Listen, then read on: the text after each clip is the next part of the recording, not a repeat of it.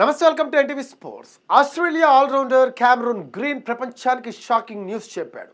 తాను చిన్నతనం నుంచి దీర్ఘకాలిక కిడ్నీ వ్యాధితో బాధపడుతున్నానని చెప్పాడు. అది పూర్తిగా నయం కాని వ్యాధి అని, లక్షణాలు కూడా ఉండవని తెలిపాడు.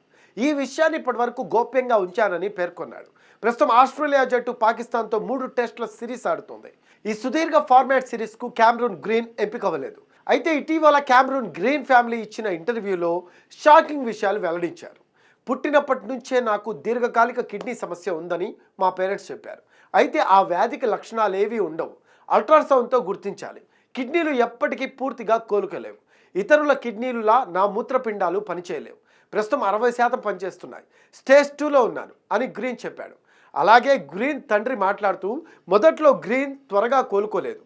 అప్పుడు డాక్టర్స్ 12 ఏళ్లకు మించి బతకలేడని చెప్పారు అన్నారు. అయితే గ్రీన్ తల్లి మాట్లాడుతూ, 19 వారాల స్కానింగ్లో ఈ వ్యాధి గురించి తెలిసిందని, గ్రీన్ పుట్టిన తర్వాత ఇంక్యుబేటర్లో ఉంచామని చెప్పారు అని పేర్కొంది.